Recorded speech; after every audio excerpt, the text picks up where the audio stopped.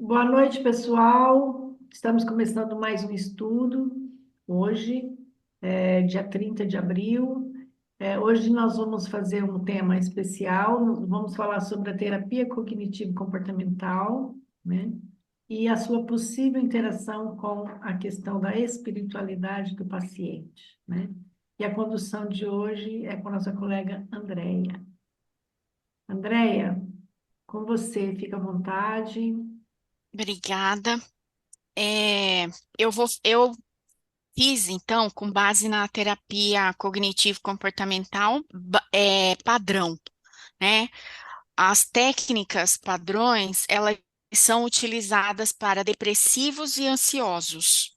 Uhum. Então, quando entra transtornos de personalidade, começa as técnicas da TCC para casos difíceis. Então, Uhum. ela sofre algumas modificações. E a TCC da padrão, ela também já evoluiu para a terceira onda, onde entraram técnicas diferentes, né, que complementares, porque foi vendo que a, a técnica, ela ia muito bem até uma parte. E depois, quando é, os esquemas eram formados muito cedo na criança, a gente observa que o paciente tem uma certa resistência a seguir a técnica. Então aí foram se pesquisando e descobrindo que havia necessidade de evoluir também com a TCC, e aí que surge a terceira onda. Onde entrou mindfulness, entrou questões ligadas às emoções, entrou mais uma série de coisas, né, na terceira onda. Mas só que não dá para fazer terapia cognitivo-comportamental sem dominar a base. A base é tudo, né? E aí vem com a TCC padrão. Então, por isso que eu escolhi esse aspecto para abordar. Não daria tempo de falar sobre tudo, tinha que começar por um ponto, comecei por aqui então.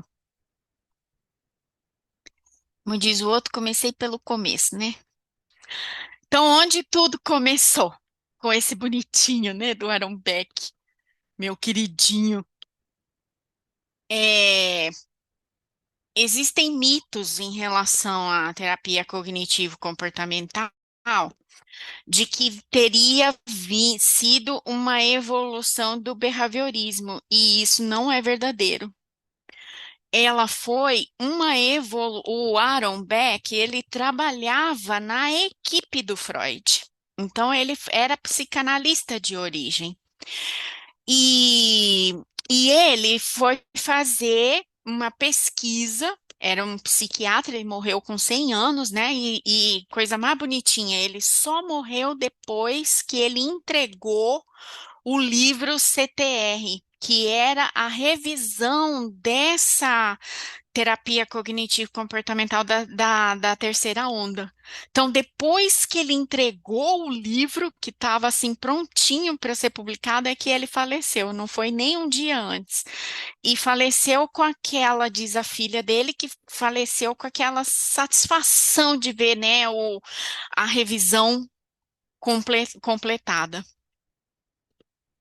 Então, ele era um psiquiatra norte-americano, foi professor emérito do Departamento de Psiquiatria da Universidade da Pensilvânia, e ele é conhecido como o pai da terapia cognitivo-comportamental. Ele desenvolveu, então, a sua teoria quando ele estava fazendo uma pesquisa sobre sonhos com depressivos, através da metodologia da psicanálise, né, que era utilizada na época. E aí ele percebeu que tinha a hipótese que eles queriam confirmar era de que o depressivo tinha a depressão era resultante da hostilidade da pessoa voltada para ela mesma. Então, era uma agressão retroflexa. E eles iam fazer essa pesquisa através dos sonhos dos deprimidos. Isso foi no início da década de 1960. E aí, e o Beck tinha assim uma insatisfação, dizendo que a psicanálise não funcionava muito, não era muito eficiente no tratamento da depressão, o que tinha na época. Então, quando ele foi pesquisar esses sonhos dos deprimidos, ele observou que tinha um padrão no sonho com o padrão dos pensamentos que o paciente manifestava durante as sessões. Então e aí ele viu assim que esse conteúdo dos deprimidos não era uma autoagressão, uma agressão reflexa, como foi a a partida de origem, né? Não tinha uma hostilidade contra si mesmo. Então, era menos hostilidade e muito mais relacionado a fracasso, a privação, a perda, rejeição, a desapontamentos e a críticas.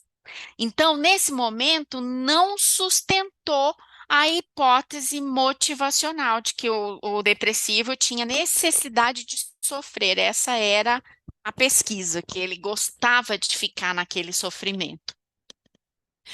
Então, com base nessa identificação que os temas eram similares aos pensamentos dos pacientes quando estavam acordados, ele percebeu que todas as pessoas tinham pensamentos automáticos negativos. E esses pensamentos estavam intimamente ligados às emoções. Então, a partir daí, ele começou a ajudar os seus pacientes a identificar esses pensamentos, a avaliar esses pensamentos, responder a esse pensamento que ele deu como irrealista e o que a gente chama de distorcido ou desadaptativo. O termo que a gente mais usa, a gente fala é distorcido. Distorcido quer dizer ele não condiz com a realidade. E quando ele fez isso, os pacientes melhoraram rapidamente. Então, depois ele fez então todo um protocolo que é a TCC básico, padrão, né? Para ansiosos e depressivos, e depois ele foi aprofundando para esses padrões de pensamentos para os transtornos de personalidade.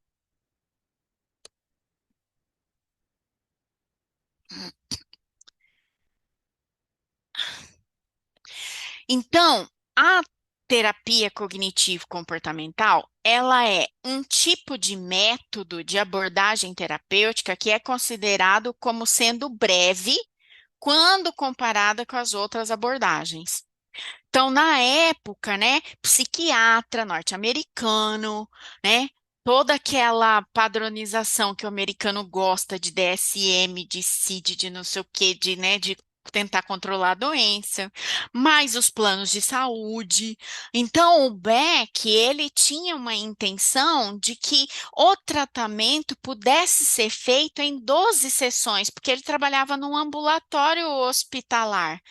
E o plano de saúde só pagava 12 sessões, então a pessoa tinha que sair mais ou menos pronta. Então, por isso que a abordagem foi considerada breve comparada com as demais. A gente sabe que quando vai para transtornos de personalidade, a gente gasta um pouco mais, né? Hoje, em média, está dando um ano de tratamento para ansiosos e depressivos. Com 12 sessões, o protocolo ainda é padronizado para 12 sessões, mas a gente leva, vai uns 6 meses, né? Não só 3, mas uns 6 meses. E quando vai para transtorno de personalidade, leva um pouco mais de tempo. Mas ainda é breve comparado com a psicanálise, né? Que na época, né? E com outras hoje. Então, é uma abordagem diretiva com foco direto no problema do paciente. Ele começou assim, no problema do paciente. e proporciona resultados bastante expressivos e eficazes para a demanda existente do paciente. Então, um objetivo maior é proporcionar um reencontro com as potencialidades individuais. Então, apesar da dificuldade, quando o paciente entende o que está acontecendo com ele se reinventa, ele se liberta, ele consegue ficar mais funcional, levar a sua vida com mais leveza. Então, os objetivos centrais são promover a flexibilidade cognitiva, esse é o ponto máximo, e aqui eu vou juntar com a neurociência. Flexibilidade cognitiva é uma função cognitiva. E é uma função importantíssima, que ela é como que eu posso dizer, é o filé mignon das funções cognitivas, né? Tá no córtex pré-frontal, é isso que traz é, saúde para o cérebro. Quanto mais flexibilidade cognitiva a pessoa tem, mais saúde ela tem, menos rigidez, né? E mais saúde. Então, e o Beck foi nessa parte para as pessoas conseguirem ressignificar os problemas e as crenças centrais, né? Então, como você está flexível, você promove uma reestruturação cognitiva. Então, há uma modificação cerebral em termos de neuroplasticidade, porque formam novas sinapses. Você passa a desenvolver habilidades para resolver problemas. Por que que tudo começou com foco no problema do paciente? Porque ele descobriu que os depressivos e ansiosos não eram bons solucionadores de problema, eles se afogavam nos problemas. Ficava numa teia de Ariadne, né? Emprestando aí nosso amigo Jung. Então, e a vida ia se acumulando e o paciente se afogando naquele montoeiro de problema. Então, isso foi feito através de uma transformação das metas pessoais mais tangíveis, mais palpáveis. Como o pensamento era disfuncional, as metas dos pacientes também eram disfuncionais. Então, já aconteceu de eu vivenciar um paciente depressivo porque era morena do olho castanho e queria ser loira do olho verde. Gente, se você já nasceu loira, até dá para ficar, né? Só tingir. Mas não vai ser aquele estereotipo, né, da loira do olho verde, que são padrões diferentes, né, do rosto, do corpo, do osso, da estrutura óssea e tudo mais, né? E aí a pessoa passa a sofrer por metas irreais, porque se você nasceu cacheada do olho castanho, não vai ter o estereotipo, né, da loira do olho azul. Então, precisava transformar, né, essas metas pessoais em coisas mais tangíveis.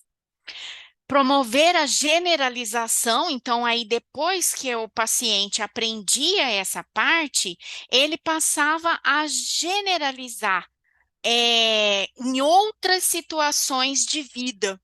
E aí passava a ter o ganho terapêutico. Então, passava a prevenir as recaídas e tornava o paciente mais autônomo para o exercício das habilidades adquiridas no processo clínico. Então, um dos objetivos sempre foi tornar o paciente o seu próprio terapeuta. Então, o que que é essa flexibilidade cognitiva? Observa que, assim, os pensamentos, eles funcionam como e-mail de spam.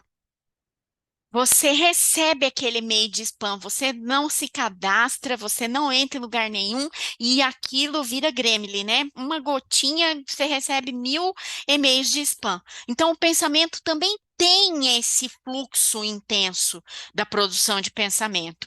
Então, ele observou que esses primeiros pensamentos que nos ocorrem frente à situação, então a situação, ela sempre é o parâmetro. Tudo na TCC, a gente começa perguntando para o paciente qual é a situação. Frente àquela situação, vem a enxurrada de pensamentos. Então, o paciente, ele adotava aquele pensamento como verdadeiro. E ele não conseguia promover hipóteses, ele não conseguia levantar hipóteses, era sempre verdades aquilo que acontecia. Então, por exemplo, a pessoa me olhou torto e falou um bom dia atravessado. Ah, eu já acho que ela está me perseguindo, ou ela está implicando comigo. Então, esse pensamento que vem, o paciente sempre dava como verdadeiro.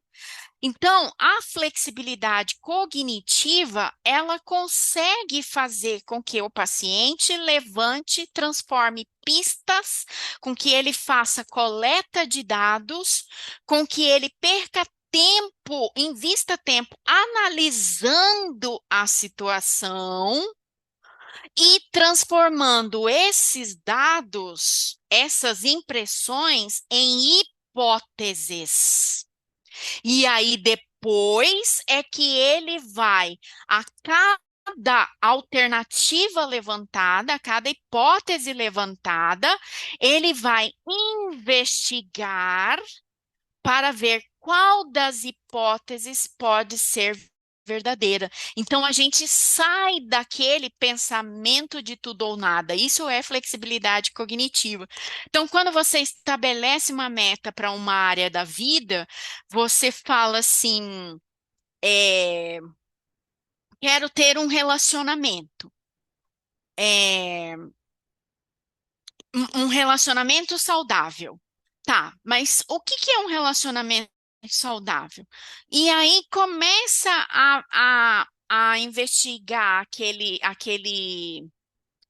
o que seria um relacionamento saudável, mas dentro de uma meta real. Então, por exemplo, eu queria um moreno alto, bonito, rico, inteligente, carinhoso, quer dizer, faz aquele checklist que fica irreal, né, inatingível. Ah, quero ter sucesso profissional. Vamos fazer um outro. Mas o que seria esse sucesso profissional? Né? Como que você vai medir que você atingiu esse sucesso profissional? Ah, eu vou medir se eu for internacionalmente conhecida como a Anitta, por exemplo, quantos vão chegar lá? É uma meta viável? Né? É uma meta real? É uma meta atingível? Mas se o sucesso vai ser se eu tiver é, um X de faturamento que seja viável. Bom, então, essas alternativas que vão me fazer a chegar até o que significa ter esse sucesso profissional é que está dentro de uma flexibilidade cognitiva. Tá claro?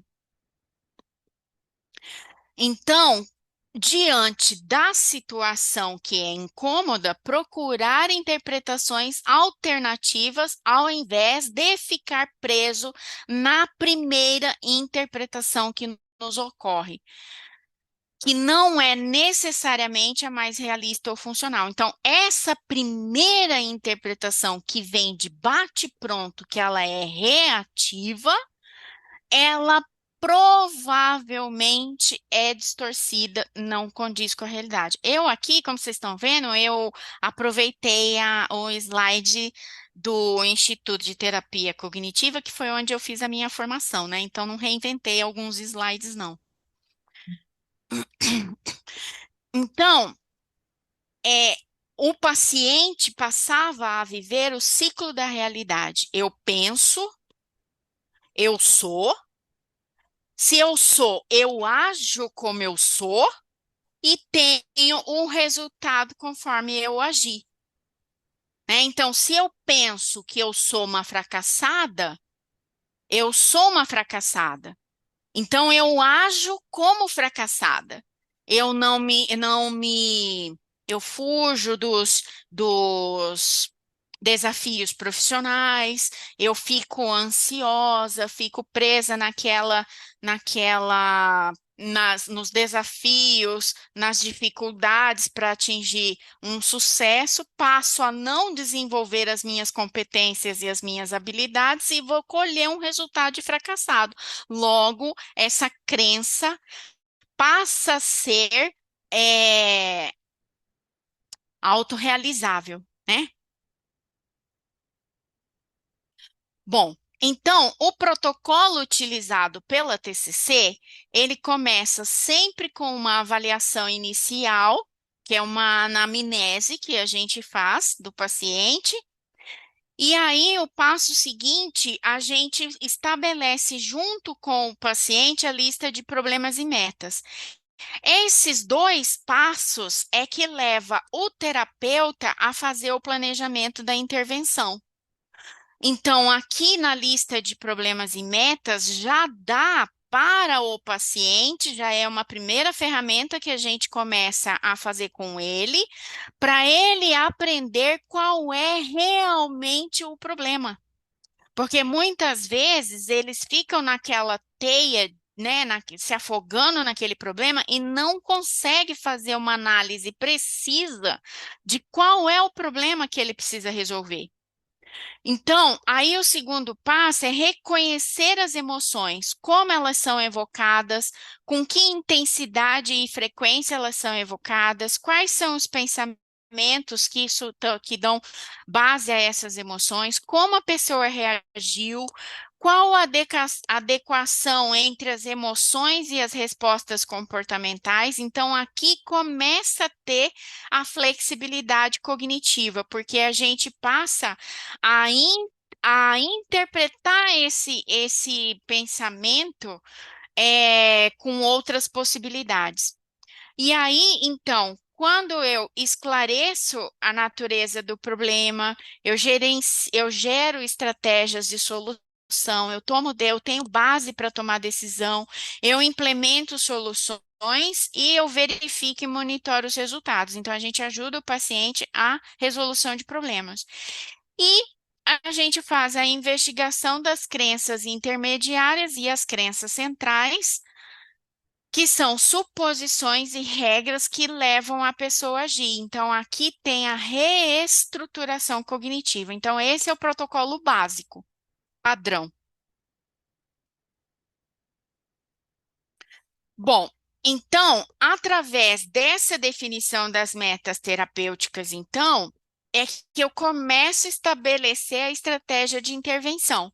Então, junta com a anamnese, junta com a lista de problemas e metas, junta com a definição do problema, a conceituação cognitiva, e aí nós temos o plano de intervenção, como que vamos fazer com o paciente. Nessa intervenção, a gente tem o objetivo de uma modulação emocional, quer dizer, o paciente conseguir responder com um nível de intensidade de emoção correta para as correta não, vamos dizer assim, assertiva para a situação que ele está vivenciando. Então, sempre a gente vai estabelecendo com ele de 0 a 10 ou de 0 a 100 essa régua da intensidade da emoção. Então, vocês já viram em cenas de internet a pessoa está lá num guichê da companhia aérea e, de repente, a pessoa tem um surto de raiva desproporcional e ela quebra a companhia inteira. Então, assim, é, o gatilho foi uma situação, e foi uma situação não confortável, não gostosa. Mas o que estava, qual era a meta da pessoa naquela situação? Era voar o mais rápido possível, sem um custo. Será que aquela reação de agressividade nível 100 estava compatível para aquela situação? Ou ele poderia ter uma manifestação de raiva nível 40, nível 30, nível 50, mas precisava chegar no nível 100? Essas brigas de trânsito que a pessoa saca a arma, né? E atira e mata o outro. Será que uma briga de trânsito era um motivador ou era uma situação para chegar numa raiva nível 100? Então, isso a gente vai ensinando o paciente a modular a calibrar essa emoção. É, a conceituação cognitiva é como se fosse um mapa do psiquismo da pessoa. Ela traz o padrão desse psiquismo. E o plano de intervenção é do terapeuta. Então, a intervenção, a gente vai então para essa modulação emocional, onde a gente faz o desafio do pensamento automático negativo, buscando essa flexibilidade para a solução de problemas, e a gente vai no desafio de crenças, que agora vem chamando também de esquemas, e vai para a reestruturação cognitiva. Com isso, a gente dota o paciente de estratégias para ele perceber e responder o real de forma funcional. Então, ele passa a dominar as técnicas da TCC e passa a utilizar as técnicas com ele mesmo. Ele desenvolve autonomia e ele se torna o seu próprio terapeuta depois de um tempo. Tem a generalização dos ganhos e a manutenção dos ganhos, que aí é preparação para alta. Então, aqui eu trouxe um exemplo de como que é esse levantamento de problemas e metas. Então, ele traz uma área da vida, ele traz qual é o problema, traz qual é a meta que ele quer alcançar naquele problema e as submetas é quais são os passos que ele vai fazer para chegar lá. Então, eu posso trabalhar essa estratégia no pessoal, no familiar, profissional, todas as áreas da vida, relacionamento afetivo, espiritualidade, lazer e vida social. Então, vê que aqui entra, olha, começa a entrar a espiritualidade. Então, a gente traz para a mesa, a gente não traz a religião, mas traz a espiritualidade. Então, qual é a dificuldade que eu tenho ou o comportamento que me prejudica? Então, se eu vou para uma realização profissional, eu posso falar assim: eu nunca consigo ser promovido, eu nunca consigo ter o reconhecimento, não consigo fazer com que as pessoas validem a minha produção. Então, mas qual é o comportamento? Entende? Então, isso é o problema. A meta seria o quê? Eu ser reconhecido no trabalho. Então, a meta nunca pode ser no negativo. Então, eu posso falar assim: eu sou impulsivo. Eu quero deixar de ser impulsivo, não ser impulsivo. A meta não pode ter o não, porque o não move comportamento.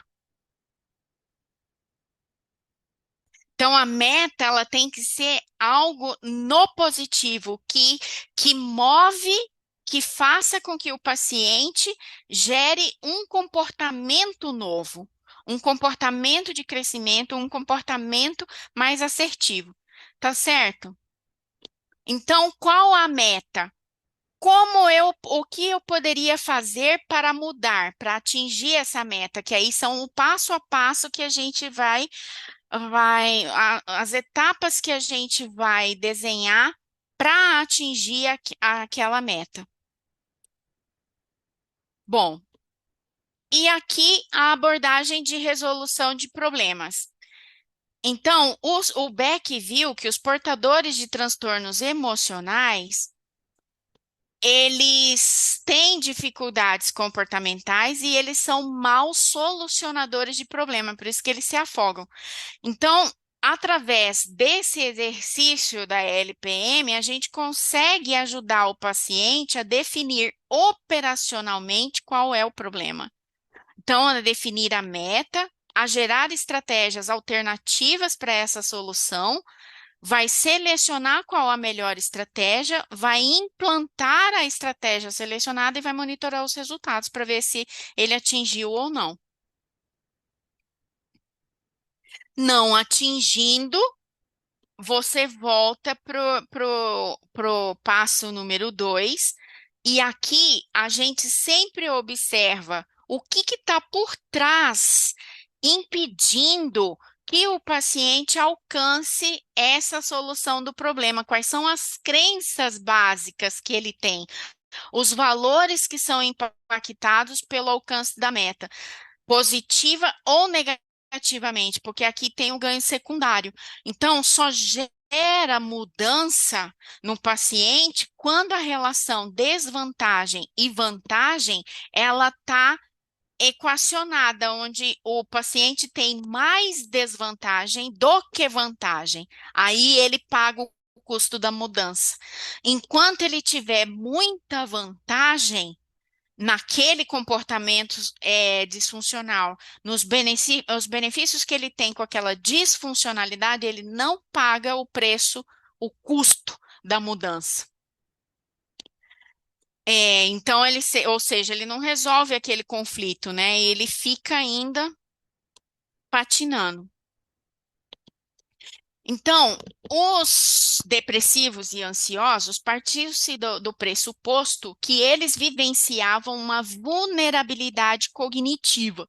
Então, eles cometem três erros no processamento do pensamento. Sistematicamente, eles distorcem a realidade aplicando um viés negativo contra si. Eles processam seletivamente certos recortes da realidade, o que combina com o negativismo dele, e ele descarta todos os outros dados e fatos. Ele pega naquela situação só aquele ponto. E uma vez cometida essa distorção, eles resistem à desconfirmação. Então, jura de pé junto, morre dizendo que aquilo é 100% verdadeiro. Mas faz uma análise superficial da situação. Então, esse é o primeiro pressuposto. Outro, que a negatividade não era um sintoma, mas desempenhava uma função central na instalação e na manutenção da depressão. A cognição não é uma emoção, ela é considerada o fator essencial na depressão. Quer dizer, o pensamento do depressivo, mais do que a tristeza, ele é fundamental para instalar um processo depressivo. A depressão é, portanto, um transtorno do pensamento e não um transtorno da emoção, e propõe as noções de erros cognitivos típicos que se transformaram no conjunto de erros cognitivos, viraram esquemas. Então, quando nós olhamos essa figura, nós vimos que eu posso olhar ela de longe e vejo um senhor velho, né? Parecendo um militar, que ele está num, num uniforme, né, de um militar, ou eu posso olhar as partes, onde tem um velhinho aqui no nariz, olha, tem um velhinho de bengala, aqui tem na orelha, né, tem uma mulher segurando um bebê, o que seria aquele enfeite do uniforme, a saia da mulher. Aqui, o que seria o dedo dele segurando assim o uniforme? Vira um cachorrinho. Então, da mesma forma que existem diferentes formas para olhar essa figura, pode existir diferentes formas de pensar sobre a mesma situação. Então, o princípio cognitivo básico é que a realidade, a situação é o que ela é. Eu é que tenho um pensamento, uma emoção associada a esse pensamento e um comportamento de acordo com aquilo que eu pensei e senti. Então, aqui eu vou contar uma historinha. Eram 5 pessoas que se conheciam. 4 pessoas estavam sentadas num banco da praça quando a quinta pessoa passou e não cumprimentou nenhum dos 4. O primeiro pegou e falou assim: o que que ele pensa que ele é? Ele vai ver só, ele passou aqui e não me cumprimentou, ele vai ver só comigo. Então ele sentiu raiva, ele interpretou o que aquela pessoa passou e não cumprimentou e teve um comportamento agressivo, vingativo, dizendo ele vai ver só que ele pensa que ele é, né? O segundo interpretou: fulano passou aqui, não me cumprimentou, não quer mais conversar comigo, não quer mais ser próximo a mim. sentiu tristeza e se isolou. O terceiro pensou: que será que eu fiz? Será que eu falei alguma coisa que ele não gostou? Será que eu agi de alguma forma que ele não gostou? Fiz alguma coisa de errado? O que será que aconteceu para ele passar aqui e não me cumprimentar? Então, ele sentiu ansiedade, ficou nessas possibilidades, e se, e será que? E o ansioso fica preocupado, né? Reagiu de maneira preocupada. E a quarta pessoa pegou e falou assim: Fulano passou aqui, devia estar tão sobrecarregado que nem me viu. Quer dizer, ele não sentiu nada em relação à quinta pessoa ter passado e não cumprimentado. Só quem de fato conhecia a verdade do motivo pelo qual passou e não cumprimentou foi o quinto. Ele sabia se ele estava de mal com alguém, se ele tinha algum problema com alguém, ou se ele estava sobrecarregado, ou se ele estava distraído com problemas em casa. Então veja que a realidade, a situação é o que ela é. Todos os quatro que não foram cumprimentados tiveram uma interpretação, sentiram uma emoção de acordo com o que interpretou e reagiu de acordo com o que interpretou e sentiu, certo? Então, é, esse princípio cognitivo seria a origem das emoções. Então, a situação é o que ela é. Então, a gente sempre leva a questionar o paciente como ele interpretou, o que ele sentiu, como ele reagiu, e essa reação vem também na manifestação do corpo. Então, aqui um exemplo. Vou apresentar um trabalho em público. O meu pensamento pode ser: e se eu passar vergonha? E se eu não for bem, né? Isso, como veio, e se eu passar vergonha, e se eu não for bem, a emoção que vem é medo e ansiedade. Ela vem num nível de 0 a 100, onde o paciente pontua.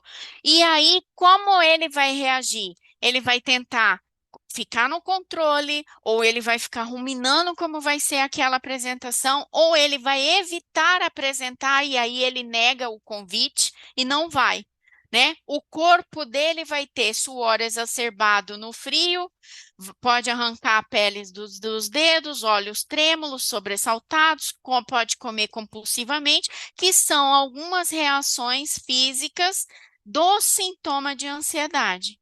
Tá claro? Então, num curto prazo, quando ele estabelece essa estratégia de ruminar, de ir para o controle ou de evitar a situação e não ir, a consequência no curto prazo, ele não se arrisca. Então, ele não tem o risco de passar vergonha. Então, a ansiedade diminui. Esse sintoma alivia. Só que no longo prazo, reduzem os convites, ele passa a ficar cada vez mais isolado, a vulnerabilidade aumenta. Então, reforça que esse pensamento do risco de passar vergonha é verdadeiro. Ficou claro? E aí o ciclo da realidade, então, vai se confirmando.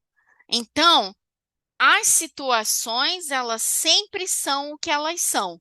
Eu tenho uma disfunção no processamento da informação que faz com que a situação se torne numa visão distorcida da realidade. Então, sempre através desses pensamentos automáticos, mais os erros cognitivos. Então, a terapia, ela atua aqui com a estratégia para corrigir essas distorções. Então, eu identifico as distorções, os erros cognitivos e eu modifico. Então, é, no caso aqui do esquema de vulnerabilidade, o paciente superestima a ameaça e ele subestima os próprios recursos para enfrentar. E no caso dos depressivos, ele passa a ter visão negativa dele mesmo, Visão negativa do mundo, quer dizer, do outro, do ambiente, da vida, de como se relaciona, e uma visão negativa do futuro. São os padrões de pensamento, de erros, né? Então, essas distorções, elas são desenvolvidas através da experiência na infância e influências posteriores.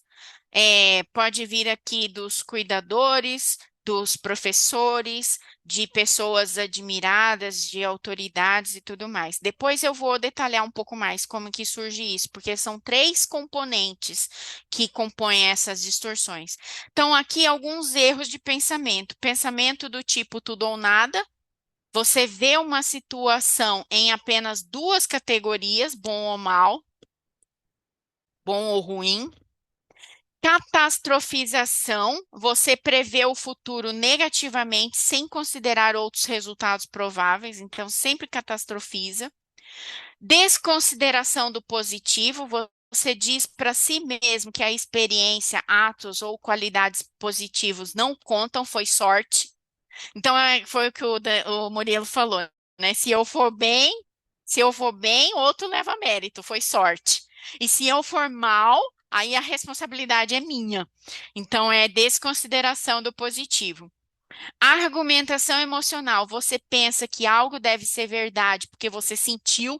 Então, assim, a pessoa sente aquele sintoma de angústia, sente como se estivesse colocando a mão lá dentro do coração, assim, e torcendo ele, né? Aquele coração que fica assim apertado.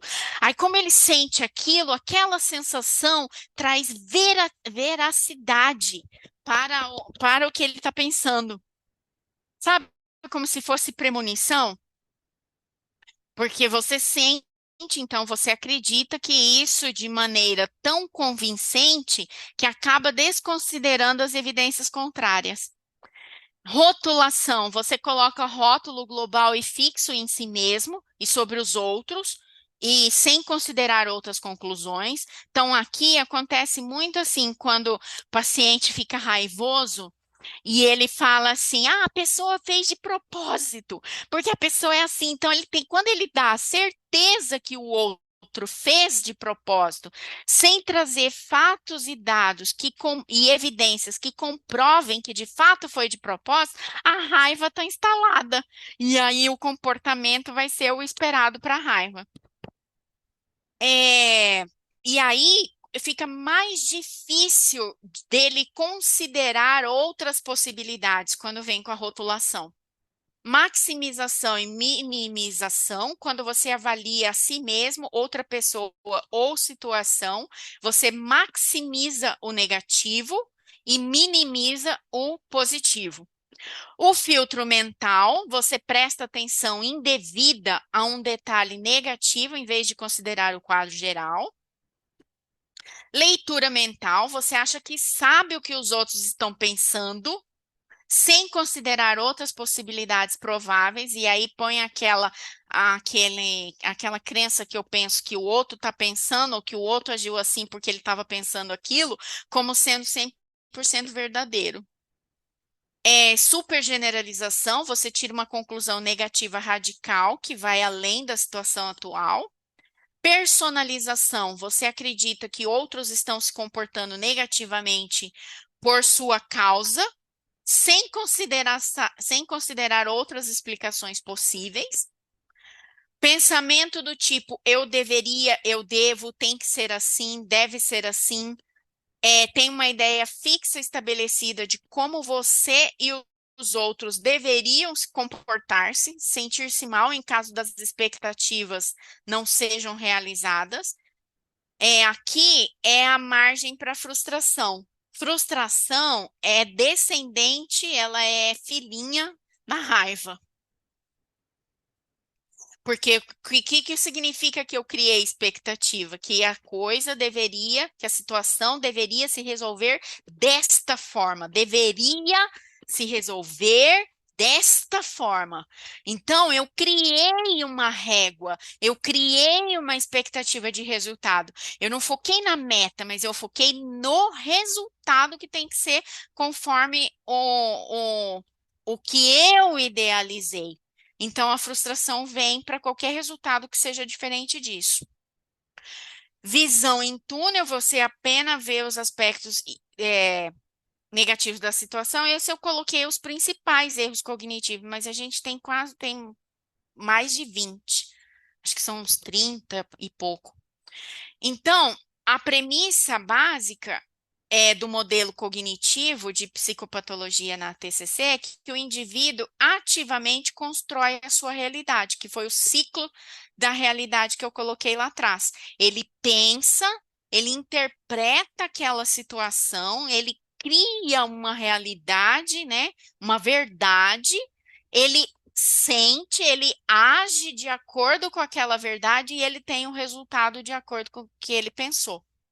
Então, a cognição é, ela intermedia a emoção e o comportamento.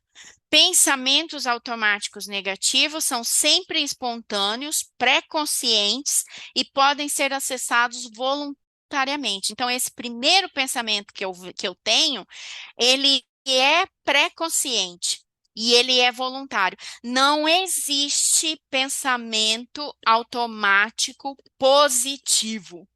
Não existe.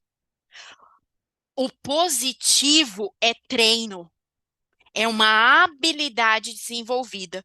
Nós sempre teremos pensamentos automáticos negativos, porque é a forma como o cérebro foi esculpido, foi desenvolvido. Porque como nós temos a maior parte do cérebro ainda é cérebro reptiliano, cérebro primitivo, ele ainda se ancora no instinto de sobrevivência, de autoproteção. Então, sempre ele vai olhar o negativo. O cérebro, ele consome 2/5 de tudo que a gente come, do que a gente se alimenta vai para alimentar o cérebro. Então, vamos imaginar que a gente tenha mais 12 órgãos, né? 2 rins, uma bexiga, um útero. Vamos calcular aí mais ou menos uns 12, 16 órgãos. Esses outros órgãos, eles têm que sobreviver com 3/5. Então, você vê que um só come 2/5, consome 2/5. Então, para ele economizar energia, ele vai atrás desses padrões. Então, os padrões são traduzidos, são manifestados através de pensamentos automáticos negativos. O positivo é treino. É uma habilidade que a gente desenvolve. É através da a função cognitiva da flexibilidade mental, de, de planejamento, de organização, de análise. É, ajuda a levar a esse pensamento positivo, certo? Então, a mudança cognitiva é essencial e ela precede a mudança emocional e comportamental no processo terapêutico. Então, se a gente não leva o paciente a raciocinar diferente, a pensar diferente, o processo de mudança não acontece. Então, aqui eu coloquei uma metodologia que é básica na TCC, que é a gente ajudar o paciente a identificar esse pensamento negativo e aí você fazer o desafio através de perguntas para ele conseguir chegar naquelas alternativas. Então, primeiro, precisa identificar quais são os pensamentos automáticos negativos. Em termos gerais, o paciente fala o problema ou a situação. Então, ele vai descrever aqui qual foi a situação, com quem ele estava envolvido, como ela aconteceu, o que ele sentiu naquele momento, que imagem mental ele teve, que pensamento ele teve. E no caso de um evento recorrente, encontrar o padrão. Qual foi a última vez que esse problema ou essa situação aconteceu? Aqui é muito difícil para os pacientes, porque eles chegam, os depressivos e sobretudo os ansiosos, eles chegam assim, parecendo que está num liquidificador, tudo misturado. Então, não consegue observar qual é o pensamento muito fácil. Então, quando a gente faz a reencenação mental, que ele está contando para a gente como foi a situação, ele vai tendo aquele déjà vu mental daquela cena. Então, às vezes, por exemplo, fala assim: ah, meu pai brigava com a minha mãe. E eu ficava na cama quando criança, escondida lá embaixo do cobertor. E então você faz o paciente reviver aquela cena. Então me descreve como que era seu pai brigando com a sua mãe. Onde que ele estava? Estava na cozinha, tinha a mesa da cozinha entre eles, e aí ele levantou a cadeira e foi para cima da minha mãe. Nesse momento que você sentiu o desconforto, como que você reagiu? Ah, eu entrei para debaixo do cobertor. O que que você sentiu? Eu senti medo. Medo do quê? Ah, do que ele ia matar minha mãe. E o que você pensou naquele momento? Eu pensei que eu não tinha força o suficiente para impedir meu pai de matar minha mãe ou de bater na minha mãe. Então, a gente, nessa reconstrução da cena, você vai fazendo, às vezes o paciente ele não consegue falar, eu senti medo.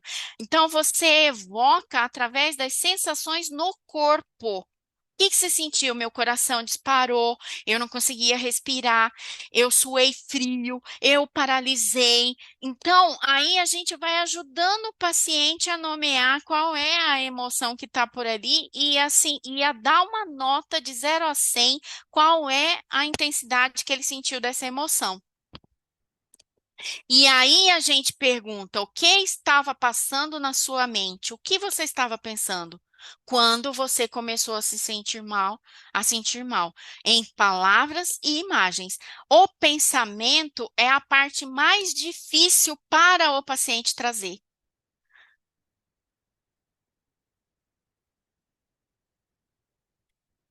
Aí, quando chega naquele pensamento, aí vem a crença que está por trás daquele pensamento. Então, naquele exemplo que eu trouxe aqui, eu tenho medo de falar em público. E se eu passar vergonha?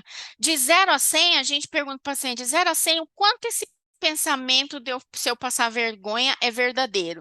Ele vai falar uma nota, 100, 90, não importa. O que que você sentiu ali, a emoção associada? É medo de passar vergonha. De 0 a 100, o quanto essa emoção é forte? Ele vai dar uma nota. No final do exercício, a gente volta a perguntar para o paciente de 0 a 100 quanto que está agora, depois do desafio do pensamento. Essa nota precisa cair. Se ela cai, não importa o quanto, significa que ele começou a flexibilizar. Se ele termina com uma intensidade alta, do mesmo jeito que começou, a flexibilização não aconteceu. É, e aí, então, como que a gente desafia esses pensamentos? A gente traz evidências, provas, fatos e dados. A gente faz o paciente virar um investigador de polícia aqui. Quais as evidências a favor daquele pensamento, quer dizer, que comprova que aquele pensamento é verdadeiro? Quais as evidências que são contrárias que aquele pensamento é verdadeiro? O paciente, geralmente, aqui, ele sempre traz 1.000 evidências a favor e ele tem muita dificuldade de trazer o contra.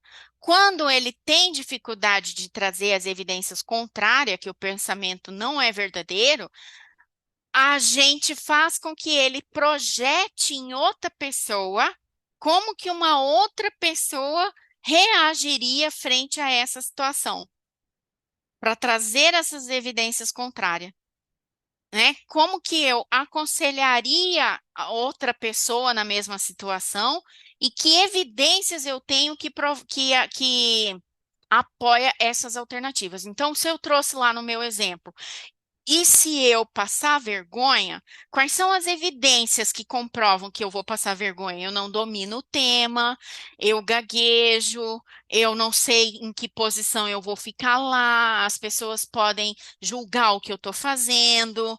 É, Aí, quais são as evidências que contradiz que você vai passar vergonha? Ninguém domina esse tema mais do que eu. Eu já falei sobre esse tema outras vezes, num público menor, então o que vai ser agora é só o tamanho da plateia. Então, você vai fazendo com que ele jogue essas evidências para flexibilizar de que aquela possibilidade dele passar vergonha seja 100% verdadeiro. Tá claro? Então, o que que outras pessoas falam em público? Outras pessoas não passam vergonha. O que elas fazem para não passar vergonha? Né? Qual estratégia elas desenvolvem para poder falar em público? Que tema elas precisam dominar? E por aí vai. Então, aqui a gente está exercitando a flexibilidade cognitiva com o paciente. Quando ele consegue trazer interpretações alternativas, ele saiu daquela rigidez. Bom, e aí vem, né? Qual é a minha meta nessa situação em que eu me deparei? Bom, eu quero conseguir falar em público de maneira assertiva e ter o resultado do que eu vou falar lá com a plateia. Então, esse pensamento negativo de que e se eu passar vergonha, me ajuda ou me atrapalha a realizar essa meta, né? Qual é o efeito se eu crer numa interpretação alternativa, que parte da plateia pode identificar muito com a minha palestra, mas parte da plateia pode não se identificar, mas não é 100% da plateia, né?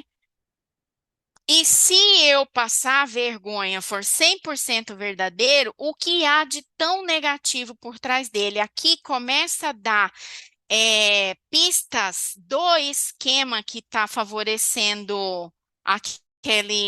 o medo de passar vergonha.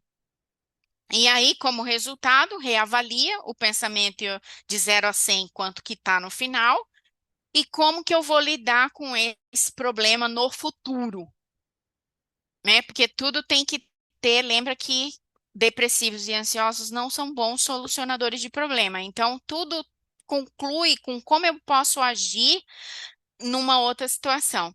Aqui eu trouxe então um exemplo que todas as emoções elas têm um conjunto de cognição, de pensamentos que são previsíveis para aquela emoção.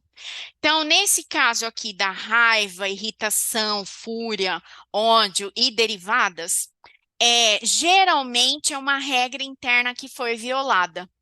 Então, a gente desafia esse pensamento, trazendo evidências a favor, evidências contrárias, para chegar em qual foi a regra que foi violada. Essa regra sempre é da pessoa que sente raiva. A outra pessoa violou ou quebrou uma regra interna minha que estou sentindo raiva. Então, essa regra, ela sempre é impositiva, sempre rígida, sempre tem um verbo, deve ser assim, tem que ser assim, escondido no meio da frase.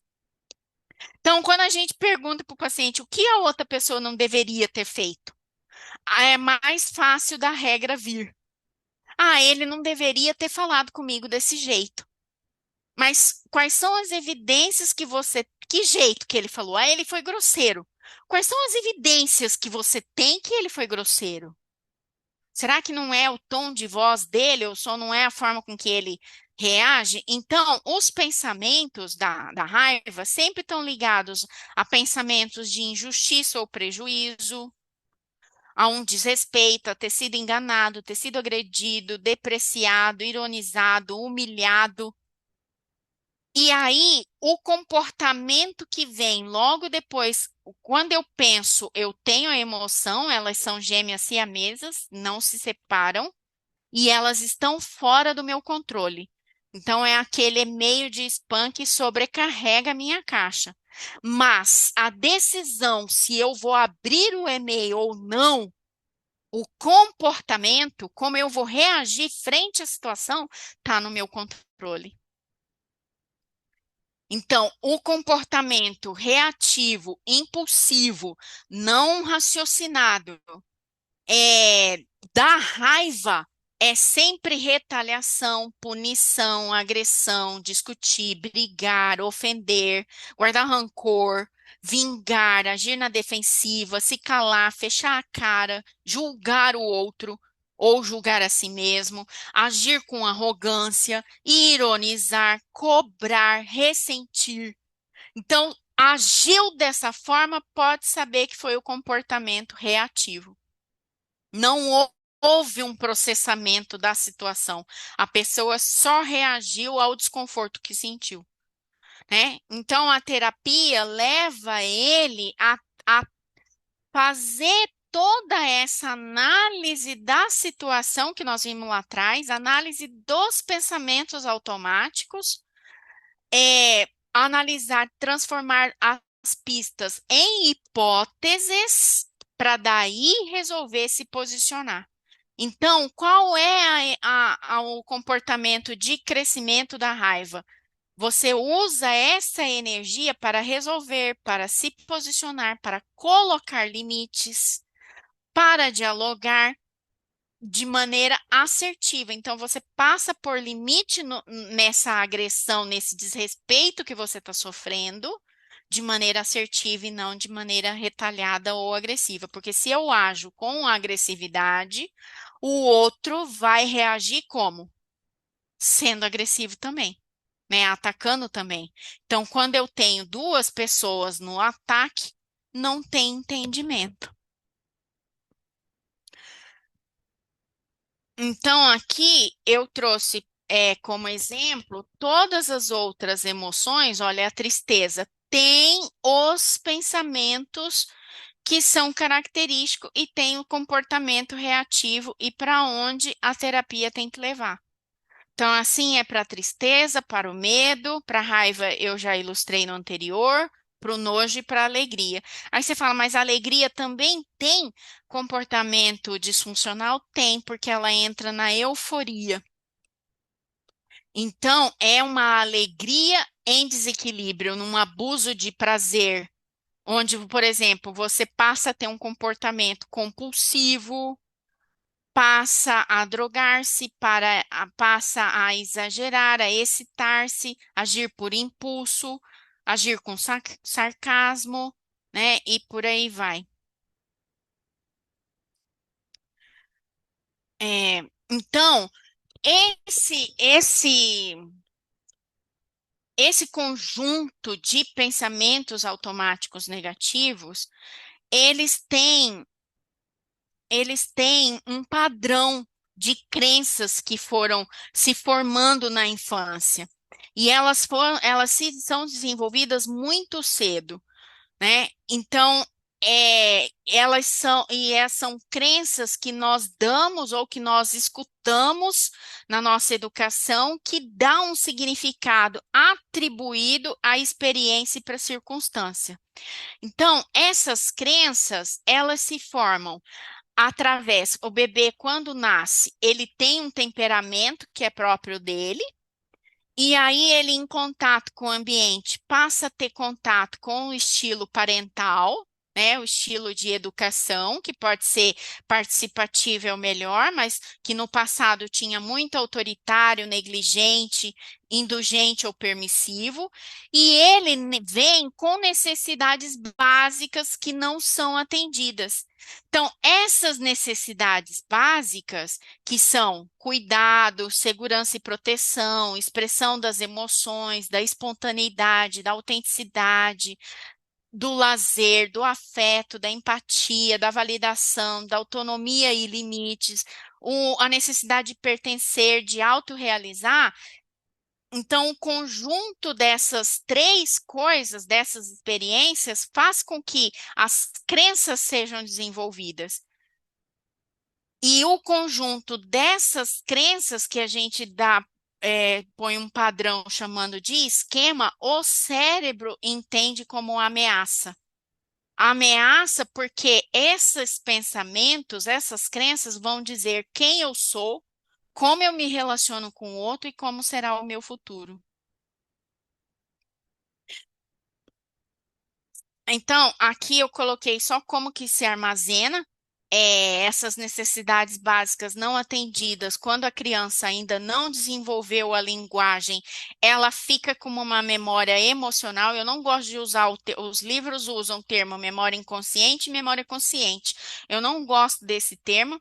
Eu gosto mais de usar uma memória mais inacessível e uma memória mais acessível, porque o paciente, quando chega, ele não tem consciência dessa, às vezes, dessa lembrança. Às vezes a gente precisa evocar.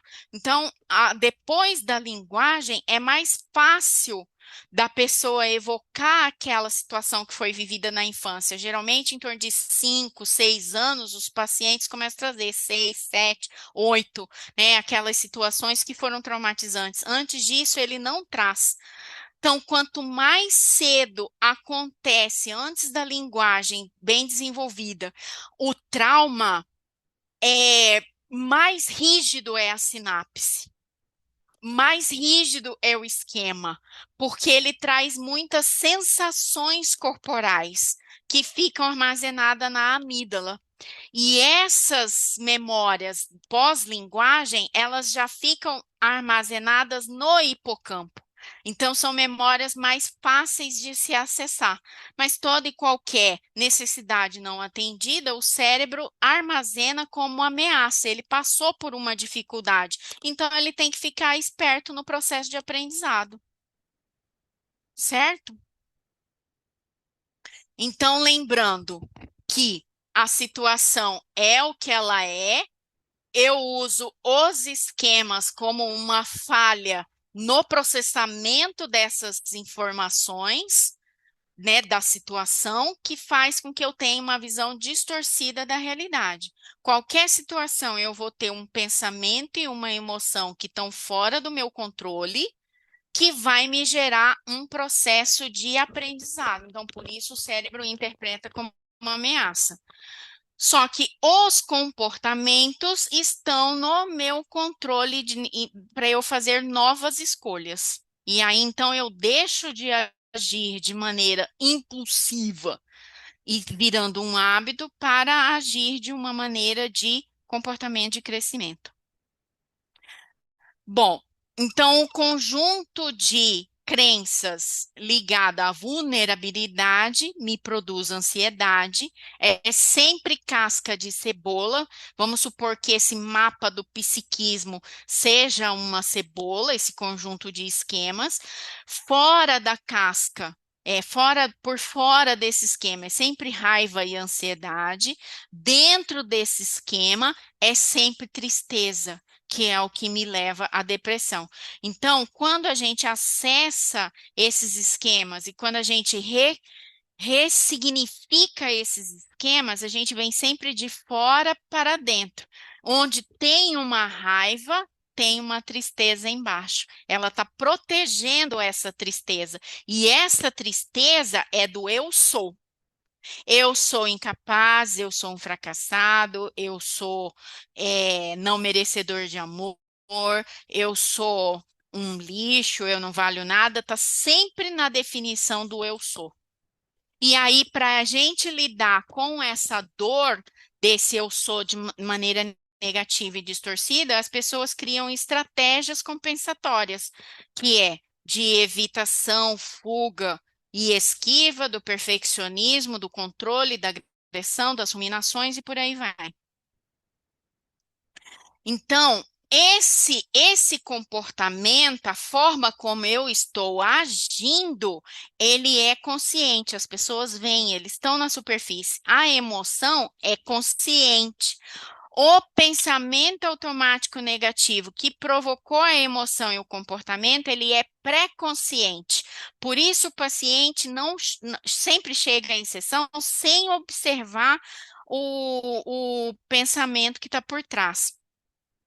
E sempre teve uma crença ativada. Essa crença ativada é que ela tá ligada ao esquema que define quem eu sou. Então, esquemas são superestruturas cognitivas que organizam os elementos da percepção do real e dirigem o foco da atenção do sujeito, resultado do processo à representação do real.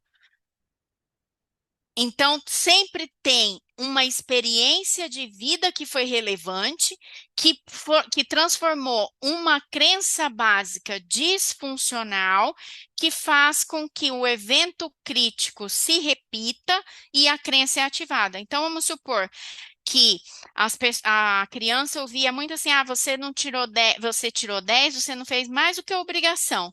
Então, quando ele fica um adulto e que ele vai bem no trabalho, você não fez mais do que a obrigação. Aquela crença tá lá ativada. Então, por isso vem, não, eu fiz porque é sorte, nunca é por mérito, nunca é por realização, nunca é por capacidade, por competência desenvolvida. Foi sorte, porque eu não fiz mais do que obrigação. Aquela crença que foi colocada por pai, por figuras de autoridade, cuidadores, lá nos estilos parentais, ficam reverberando, certo? Bom, aí aqui eu trouxe então um exemplo de como que é isso na prática. Isso daqui, a conceituação cognitiva, é o mapa do psiquismo da pessoa. Então, através daqueles pensamentos automáticos negativos, a gente vai colocando a situação que o paciente vivenciou, qual era o pensamento automático que ele teve, o que significava mesmo aquele pensamento, que era a crença que está por trás, qual foi a resposta emocional que ele deu, a resposta física e como ele agiu. Então, quando eu coleciono 3 situações dessa, eu tenho o padrão, e isso daqui é subsídio para eu poder mostrar para o paciente qual é o padrão que está instalado. Então, nesse caso aqui, é uma paciente fictícia, eu peguei de um curso da Eliane Oliveira, né? Então, eu vou fazer do mesmo jeito que ela repetiu. É um exemplo de um paciente de livro. Então, aqui, nesse caso, olha só, Maria é uma mulher de 32 anos que apresenta problemas de relacionamento afetivo. Ela, na infância, foi abandonada assim que ela nasceu, ela foi deixada num orfanato. Ela passou em lar de adoção apenas aos 7 anos, então ela permaneceu nesse orfanato até os 7 anos. O que que ela passa a acreditar sobre ela mesma? Se ela foi deixada num orfanato, que pensamentos ela poderia ter sobre ela mesma? Ela poderia ter: eu não mereço ser amada, se nem meu pai e minha mãe me amaram, me deixaram como né, de qualquer forma. Então, ela pode ter: eu não sou digna de amor. O que que ela pode ter pensamentos em relação ao outro e ao mundo? Os outros não são confiáveis, logo, os outros são abandonadores. Então, como que vai ser o meu futuro? Vai ser de solidão e fracasso nas relações interpessoais. Então, se eu não mereço ser amada, se eu não sou digna, se os outros não são confiáveis, são abandonadores, meu futuro vai ser de solidão. Percebe, então, a tríade? Essa tríade forma tristeza. Então, é, ela pode pensar: tem alguma coisa de errada comigo. Se nem meus pais me quiseram, quem é que vai querer? Mesmo que ela tenha sido adotada depois, aos 7 anos, ela vai ficar com aquela ideia que foi sorte, porque ela foi adotada por sorte, porque na verdade ela não é digna de amor e ela não merecia. E que tem alguma coisa errada nela. Então, quando pai e mãe, os adotivos, passam a corrigir depois dos 7 anos, a criança, às vezes, ela pode ter a fantasia de que o pai adotivo vai devolver, porque ele vai ter a confirmação de que tem alguma coisa errada com ele. Então, aqui, qual foi a necessidade básica que foi não atendida? De segurança. Foi a primeira delas. Então, o outro, a outra pessoa, o mundo, será sempre alguém que irá abandoná-la. E o outro não, ou ele passa a ser a fonte de proteção, de amor o tempo todo, e se torna dependente dessa outra pessoa. É, então, meu futuro. Bom, aí vem, qual é a crença intermediária? A crença intermediária é a crença que traz a regra. Se eu for, se eu não sou digna de ser amada e o outro é abandonador, logo eu nunca conseguirei ter realmente uma relação ou alguém que me ame. Então, quando ela cria essa condição de se então, se isso acontece, logo eu vou fazer aquilo, aqui passa a reger todas as atitudes dela. E aí, o que que ela estabelece como estratégia compensatória para fugir a essa dor, para que essa crença de que eu não mereço ser amada não se confirme? Ela não se envolve com ninguém e se mantém distantes das relações. Então, através dessas situações que a gente vai passando com o paciente, a gente mostra para ele que essas regras, esses pensamentos que que ele está tendo, e essa estratégia é que ele está estabelecendo para poder fugir da confirmação de que de fato ele não merece ser amado. Mas se ela tem a estratégia de não se envolver com ninguém, como que ela vai ter uma relação? Como que ela vai desconfirmar que ela não merece ser amada se ela não se envolve? Se ela não está inteira na relação? Tá fazendo sentido? Então, Sim, aqui, sim, o que que André. acontece? Oi. Andréia, só um parêntese. Nós estamos assim a 6 minutos de terminar Eu o já estou horário. encerrando. Como que você está aí, Di? Falta muita Eu já estou coisa? encerrando. Então tá. Não, já estou encerrando. Tá.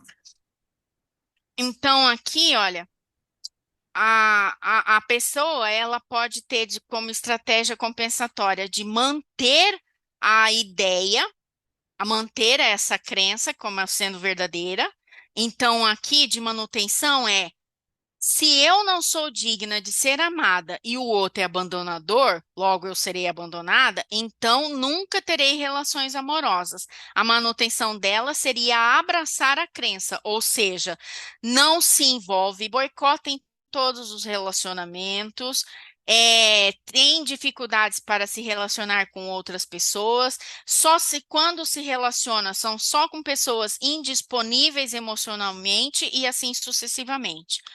O segundo movimento é de evitar, já que o outro vai me abandonar e eu não vou ter relações saudáveis, en- então eu nem vou investir num relacionamento. Então, nunca o que é nesse caso aqui da Maria era o que era mais compatível com a linha de raciocínio dela. Então, ela fugia de relacionamento a todo custo. Então é melhor eu nem tentar. E a hipercompensação já que eu não vou ter relacionamentos afetivos saudáveis, mas eu preciso fazer tudo para que o outro não me abandone, se eu acredito que eu não sou digna de ser amada e que o outro é abandonador, significa que esta que, que, que está na minha mão tentar ser amada. Então aí ela tenta ser digna de amor, tenta provar para o outro que merece a qualquer custo, tenta estar muito próxima, tenta agradar a todo tempo, tenta não abrir mão de tenta abrir mão de quem ela é. Por conta do que o outro vai pensar dela, ou vai aprová-la, ou vai achar que ela é digna. Então, assim pode se envolver. Então, aqui está na situação como a gente faz. Então, nesse caso, a Maria recebe a mensagem do João elogiando e chamando para sair. O pensamento automático que vem é: eu não vou sair de casa, eu não vou cair nessa. Tá na cara que ele não quer nada sério. Então, ela já foi, você vê, o pensamento vem na hora. Aí ela sente raiva e desprezo, ela não tem uma resposta física e responde de maneira curta e grossa, que a relação com o João era só profissional. Então, aqui, o que que eu quero dizer, né? Suas crenças não fazem de você uma pessoa melhor, mas as suas atitudes sim. Então, quando a gente responde lá, como que a gente atua com a espiritualidade na TCC, é, to- a partir do momento que a gente passa a questionar os pensamentos negativos, que a gente passa a atuar no comportamento, porque eu não tenho como impedir que o pensamento venha, ele vem. Quando a gente traz aqui que o temperamento ajudou a compor esses esquemas, temperamento, a nossa tradução no Espiritismo, nada mais é do que o espírito que está habitando ali, né? O espírito que pensa. E ele só se manifesta através do cérebro, né? Então é como se for, eu sou o motorista e eu vou pilotar um Fusca ou uma Ferrari, né? Um Fusca novo ou um Fusca velho, ou uma Ferrari ou um tipo de máquina. Mas eu sou o condutor e é o meu pensamento que está ali. Então, quando a gente muda comportamento, quando você flexibiliza é, a veracidade daquele pensamento distorcido e negativo, você está atuando e está impedindo. Aonde que o obsessor atua? É no pensamento negativo, ele não atua no pensamento positivo. Né? Onde que ele dá força? Onde que ele potencializa? No pensamento negativo. Não é? Então, se a gente ensina o paciente a questionar a veracidade daquela interpretação que ele deu, ele passa a entender qual é o padrão de pensamento que ele tem e ele passa a entender, inclusive, qual é o pensamento de intuição, sabe? Quando aquela intuição está correta, quando não é, quando e por aí vai. Então, eu vejo a atuação é, espiritual, uma possibilidade dessa evolução espiritual, quando você ajuda o paciente a entender que essas emoções são primitivas e que então, para a gente na neurociência, eu, né, particularmente, eu posiciono o ego nessa emoção primitiva, nessa emoção da raiva, onde deve ser assim, tem que ser assim, tem muito de ego, tem muito de egoísmo, tem muito de egocentrismo. E o self posicionaria mais num córtex pré-frontal, nas emoções, nos sentimentos mais nobres, né? Que aí entra o amor, a compaixão, a empatia, a piedade, que não são emoções primitivas. Então, essa busca de si mesmo viria quando a gente consegue reestruturar esses pensamentos automáticos e essas crenças disfuncionais. Aí você passa a ter comportamentos mais assertivos, mais alinhados, mais funcionais, mais coerentes e menos impulsivo, menos cérebro primitivo, menos autodefesa, menos impulsividade. Então é isso. Muito bom, Andréia. Nossa, uma aula, porque assim é uma técnica de método, Complexo. né? É Metódica. método. Conforme você foi falando sobre a técnica, eu tive a impressão de um esquema matemático, assim, né? Que você, Ele é um esquema né? Esquema matemático, matemático que você pega o problema, processual, é tabula, isso mesmo. né? É, Bem é bastante objetivo. e é bastante concreto. Então, Aham. assim, alguns depressivos, eles não têm inteligência abstrata. Então, quando fica aqui muito no subjetivo, a pessoa não consegue entender o que está acontecendo, né? Então, aí quando você fala assim, faça diferente, a pessoa não sabe como agir diferente. Então, ela fala assim, não, mas eu tô na raiva, eu tenho que ser agressivo com o outro, eu tenho que voar no pescoço do outro. Como assim? Eu tô me defendendo? Como que eu não vou voar no pescoço dele? E aí, quando você mostra no comportamento como ele pode agir de maneira diferente, é concreto.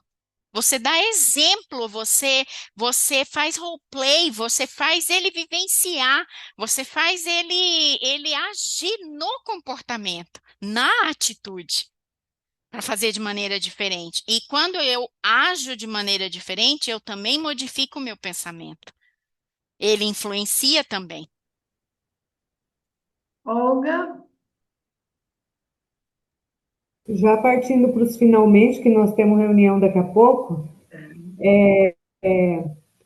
queria agradecer a Andréia aí e dizer que eu fiquei muito.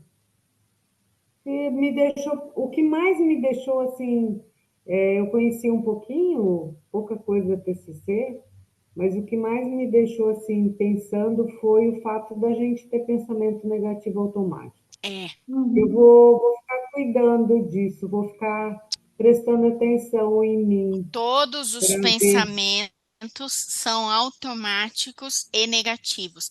Não existe pensamento automático positivo, Ah, otimista. eu vou Não tentar existe. comprovar essa tese. Você nunca vai amanhecer de manhã e falar assim, nossa, como eu acordei linda hoje. Não, isso é treino. Você sempre vai achar, eu tô inchada, eu tô feia, eu tô não sei o quê. Então, sempre é o negativo que vem primeiro. E diante da situação, qualquer situação, se teve desregulação emocional, o que vem primeiro é o negativo. Mas está certo. Muito Eu obrigada, também. André. Esse é o pulo do gato, né? Uhum. Edna, Andréia, nossa, eu, eu parei o vídeo várias vezes aqui, porque eu tô com sono, não é pela sua aula, não. Eu tô com sono porque hoje o dia foi puxadão, tá? E eu, quando tive fazendo a psicologia, a TCC, aquele negócio de tarefa, esse negócio de fazer. Gente do céu, eu falei, essa linha eu não quero de jeito nenhum para mim. Não tenho perfil para isso de jeito nenhum. Agora, tem coisa que eu achei interessante. A história do Aaron Beck, achei muito interessante, eu não sabia, né? Isso me chamou atenção. Outra coisa que eu parece que é um paradigma que eu tenho, e aí eu quero checar com você, o objeto da TCC, pelo que eu estou percebendo, não é o comportamento, e sim O o pensamento. Esse, pensamento esse é o é objeto, o né? objeto. Sim, E a meta é o comportamento. Porque eu isso. sempre imaginei que o objeto fosse o comportamento, e não é. Não, O objeto é o pensamento, sim. né? Assim como a Gestalt é a consciência, a psicanálise é inconsciente, pessoal, o do Jung é os dois inconscientes, né? Uhum. A TCC, então, o objeto é o É o pensamento, não é o pensamento. comportamento. O É porque comportamento é apenas o resultado, isso, é é a porque o meta, né? comportamento é aonde eu tenho controle. Então, eu não controlo o pensamento, mas eu Outra coisa que eu controlo achei, como escolho agir outra coisa que eu achei interessante foi a depressão, o transtorno do pensamento e não da e não emoção. da Achei emoção. que essa visão, a visão como objeto é pensamento, né? Então, o Aaron Beck fez a pesquisa dele e achou esse resultado, né? É porque na Achei interessante. depressão ele tem a tríade negativa. É o pensamento negativo sobre você mesmo, o pensamento Uhum. negativo sobre o mundo, como eu me relaciono com os outros, e o pensamento negativo em relação ao futuro. Então, se o meu futuro vai ser ruim, entra o desespero. No desespero entra a desesperança. Na desesperança entra o suicídio como possibilidade de saída para a solução. Então, por isso, o depressivo não é bom solucionador de problema, entendeu? Ô, Andréas, A única coisa que eu não concordo com o que a sua fala, tá? Que você falou pela TCC, é de que o depressivo, como que é? É Ele tem que mudar o desespero. comportamento.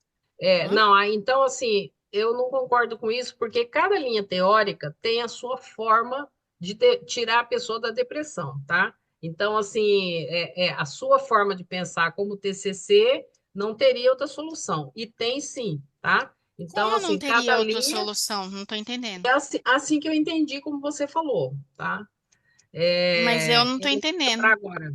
Eu não vou lembrar agora qual foi. Então, é essa parte só que eu não concordei, porque eu acho que toda linha teórica, ela tem sim como tratar as psicopatologias, né, ou os transtornos, como a depressão, da sua forma, né? Então, acho que cada linha tem a sua contribuição e cada linha vai de acordo com aquele teórico que chegou a esse resultado. E aí é isso. E a gente está passando da hora, eu já termino por aqui, né? Não sei se o Murilo e a Marina ainda quer falar. Hoje eu só observo. Obrigado, André. Eu que Foram agradeço. 5 anos em 1 hora. Não, Verdade. isso não é nada da Verdade. TCC, Muito né? É intenso, só muito intenso. eu trouxe só O duas. básico. Você é, trouxe só o básico. eu trouxe só duas, só dois exercícios, né? Então, assim, não é nem 1%. Uhum. Não, mas deu para a gente compreender bem como que a técnica Eu. trabalha e qual é a lógica dela. Eu gostei bastante também, assim, Uhum. sabe? Porque eu também sou Sim, bastante matemática, embora eu seja junguiana, né? Mas, assim, também tem, eu acho assim, é um caminho, né? É um caminho que você toma, né? Que a técnica toma e que funciona, né? Ali dentro daquela técnica e para Sim. alguns casos, né? Eu acho que também cada técnica funciona para um tipo de problema, né? Às vezes ela funciona mais para um problema, a outra técnica funciona mais para outro, né? né? Você vê que Tem no começo eu pacientes falei, que não se adequam a X sim, técnica ou outra técnica, não gostam, não se adequam, né? Então, assim, sim, legal a gente ver essa diversidade de técnica, né? Eu acho muito bacana isso, porque o ser humano é assim também, né? Uns são mais, gostam mais sim. disso, outros E, gostam mais daquilo, né? e lembra que no Por exemplo, começo, eu tentei fazer psicanálise, eu não consegui fazer psicanálise, eu também não me adapto. não consegui, sabe? Foi uma coisa assim que não andava, minha terapia não andava para psicanálise. Já em outras eu já caminhei bem, né? Então, assim, cada E pessoa lembra que tem uma tem uma forma de ser e afinidade, tem né? uma técnica para isso, né? Eu acho isso muito bacana, né? E é por isso que a gente está conhecendo também, né? Um pouco mais de todas as técnicas.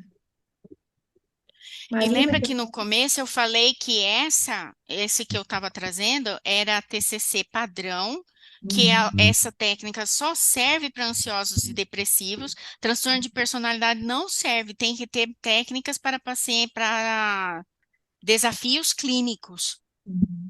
Então quer dizer que não é nem 1%, né, isso tudo. muito bem, Andréia, foi maravilhoso. Marina, Eu queria só agradecer, tá? Porque me trouxe bastante reflexão para pensar a respeito dessas questões, né? Eu acho que tem muito a ver essa questão do pensamento, né? Porque geralmente os pacientes chegam para a gente com uma tristeza, um medo, uma depressão, uma ansiedade, tudo isso por sentimentos negativos que eles estão sentindo, né? Eles não vêm para a gente com ansiedade, ou com medo, ou com transtorno, com pensamentos alegres, com pensamentos positivos. Então, eu acho que tem muito a ver, né? Mas, assim, é aquilo, né? Cada um vai dentro das suas técnicas que, assim, mais, acho que mais toca para a gente vai trabalhando com o paciente com aquelas com aquelas técnicas que a gente aprende daquela forma que a gente acha mais fácil de lidar, mais que a gente tem um resultado melhor. Então, eu acho que é isso, mas eu acho que dá para mesclar. Às vezes, dá para mesclar algumas técnicas com um determinado paciente ou com outro determinado paciente, porque cada um vai poder ter um resultado de acordo com a técnica, como vocês estavam trazendo, né? Nem todo mundo, por exemplo, quando a gente começa a mexer muito com o inconsciente, os traumas do paciente, muitas vezes eles não dão conta de ficar acessando esse campo. Para eles é muito difícil. E tem alguns que até caem fora, porque a realidade, quando começa a apresentar a realidade para eles, quando eles começam a se enxergar, muitas vezes o paciente não dá conta e ele dá fuga, porque ele ainda não está preparado. É. Muito bem, meninas. Podemos ficar por aqui, que hoje os comentários vão precisar ser mais breves, né? Por causa do horário. Sim, Mas, Andréia, foi muito legal a aula, agradecemos bastante. Assim, é muito bom a gente conhecer o trabalho de cada um de nós, né? Bastante contribuição, né? É muito legal mesmo, a gente Eu, eu, conhecer. eu printei várias telas suas aqui que eu vou depois olhar com mais calma, né? Tá bom, Eu então. achei muito legal os esquemas, tá bom? Podemos, encerrar as gravações, a gravação. Andréia, quer falar mais Sim. alguma coisa? Não.